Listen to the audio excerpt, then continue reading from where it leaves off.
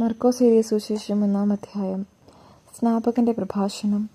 ദൈവപുത്രനായ യേശുക്രിസ്തുവിൻ്റെ സുവിശേഷത്തിൻ്റെ ആരംഭം. ഇതാ, നിനക്ക് മുൻപേ ഞാൻ എൻ്റെ ദൂതനെ അയക്കുന്നു. അവൻ നിന്റെ വഴിയൊരുക്കും. മരുഭൂമിയിൽ വിളിച്ചു പറയുന്നവൻ്റെ ശബ്ദം, കർത്താവിൻ്റെ വഴിയൊരുക്കുവിൻ, അവൻ്റെ പാത നേരെയാക്കുവിൻ എന്ന് യേശയ്യാ പ്രവാചകന്റെ ഗ്രന്ഥത്തിൽ എഴുതപ്പെട്ടിരിക്കുന്നത് പോലെ പാപമോചനത്തിനുള്ള അനുതാപത്തിൻ്റെ ജ്ഞാനസ്നാനം പ്രസംഗിച്ചുകൊണ്ട് സ്നാപക യോഹന്നാൻ മരുഭൂമിയിൽ പ്രത്യക്ഷപ്പെട്ടു. യൂദയ മുഴുവനിലെയും ജെറുസലേമിലെയും ജനങ്ങൾ അവൻ്റെ അടുത്തെത്തി. അവർ പാപങ്ങൾ ഏറ്റുപറഞ്ഞ് ജോർദാൻ നദിയിൽ വെച്ച് ജ്ഞാനസ്നാനം സ്വീകരിച്ചു. യോഹന്നാൻ ഒട്ടകരോമം കൊണ്ടുള്ള വസ്ത്രം ധരിച്ചിരുന്നു. അരയിൽ തോൾപ്പട്ട ചുറ്റിയിരുന്നു. വെട്ടുകിളിയും കാട്ടുതേനുമായിരുന്നു അവൻ്റെ ഭക്ഷണം. അവൻ ഇപ്രകാരം ഉദ്ഘോഷിച്ചു, എന്നേക്കാൾ ശക്തനായവൻ എൻ്റെ പിന്നാലെ വരുന്നു. കുനിഞ്ഞ് അവൻ്റെ ചെരുപ്പിൻ്റെ വള്ളികൾ അഴിക്കാൻ പോലും ഞാൻ യോഗ്യനല്ല. ഞാൻ നിങ്ങൾക്ക് ജലം കൊണ്ട് സ്നാനം നൽകി, അവനോ പരിശുദ്ധാത്മനാൽ നിങ്ങൾക്ക് സ്നാനം നൽകും. യേശുവിൻ്റെ ജ്ഞാനസ്നാനം. അന്നൊരിക്കൽ യേശു ഗലീലയിലെ നസ്രത്തിൽ വന്ന് ജോർദാനിൽ വെച്ച് യോഹന്നാനിൽ നിന്ന് സ്നാനം സ്വീകരിച്ചു. വെള്ളത്തിൽ നിന്ന് കയറുമ്പോൾ പെട്ടെന്ന് ആകാശം പിളരുന്നതും ആത്മാവ് പ്രാവിൻ്റെ രൂപത്തിൽ തൻ്റെ മേൽ ഇറങ്ങി വരുന്നതും അവൻ കണ്ടു. സ്വർഗത്തിൽ നിന്ന് ഒരു സ്വരമുണ്ടായി, നീ എൻ്റെ പ്രിയപുത്രൻ, നിന്നിൽ ഞാൻ പ്രസാദിച്ചിരിക്കുന്നു. മരുഭൂമിയിലെ പരീക്ഷ. ഉടനെ ആത്മാവ് അവനെ മരുഭൂമിയിലേക്ക് നയിച്ചു. സാത്താനാൽ പരീക്ഷിക്കപ്പെട്ട് 40 ദിവസം അവൻ മരുഭൂമിയിൽ വസിച്ചു. അവൻ വന്യമൃഗങ്ങളോട് കൂടെയായിരുന്നു. ദേവദൂതന്മാർ അവനെ ശുശ്രൂഷിച്ചു. ദൗത്യം ആരംഭിക്കുന്നു. യോഹന്നാൻ ബന്ധനസ്ഥനായപ്പോൾ യേശു ദൈവത്തിൻ്റെ സുവിശേഷം പ്രസംഗിച്ചുകൊണ്ട് ഗലീലയിലേക്ക് വന്നു. അവൻ പറഞ്ഞു, സമയം പൂർത്തിയായി, ദൈവരാജ്യം സമീപിച്ചിരിക്കുന്നു. അനുതപിച്ച് സുവിശേഷത്തിൽ വിശ്വസിക്കുവിൻ. ആദ്യ ശിഷ്യന്മാർ. അവൻ ഗലീല കടൽ തീരത്തുകൂടെ നടന്നു പോകുമ്പോൾ ശിമയോനെയും അവൻ്റെ സഹോദരൻ അന്ത്രയോസിനെയും കണ്ടു. മീൻപിടുത്തക്കാരായ അവർ കടലിൽ വലയെറിയുകയായിരുന്നു. യേശു അവരോട് പറഞ്ഞു, എന്നെ അനുഗമിക്കുവിൻ, ഞാൻ നിങ്ങളെ മനുഷ്യരെ പിടിപ്പിക്കുന്നവരാക്കാം. ഉടനെ വലയുപേക്ഷിച്ച് അവർ അവനെ അനുഗമിച്ചു. കുറച്ചു ദൂരം കൂടി പോയപ്പോൾ സെബദിയുടെ പുത്രനായ യാക്കോബിനെയും അവൻ്റെ സഹോദരൻ യോഹന്നാനെയും കണ്ടു. അവർ വഞ്ചിയിലിരുന്ന് വലയുടെ കേട് പോക്കുകയായിരുന്നു. ഉടനെ അവൻ അവരെയും വിളിച്ചു. അവർ പിതാവായ സെബദിയെ സേവകരോടൊപ്പം വള്ളത്തിൽ വിട്ട് അവനെ അനുഗമിച്ചു. പിശാചബാധിതനെ സുഖപ്പെടുത്തുന്നു. അവർ കഫർനാമിലെത്തി.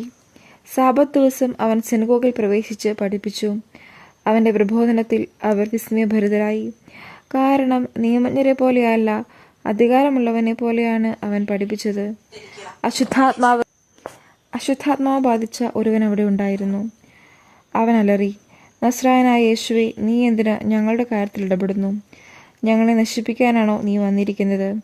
നീ ആരാണെന്ന് എനിക്കറിയാം, ദൈവത്തിൻ്റെ പരിശുദ്ധൻ. യേശു അവനെ ശാസിച്ചു, നിശബ്ദനായിരിക്കുക, അവനെ വിട്ട് നീ പുറത്തു വരിക. അശുദ്ധാത്മാവ് അവനെ തള്ളി വീഴ്ത്തിയിട്ട് ഉച്ചസ്വരത്തിൽ അലറിക്കൊണ്ട് പുറത്തു വന്നു. എല്ലാവരും അത്ഭുതപ്പെട്ട് പരസ്പരം പറഞ്ഞു, ഇതെന്ത് അധികാരത്തോടു കൂടിയുള്ള പുതിയ പ്രബോധനമോ?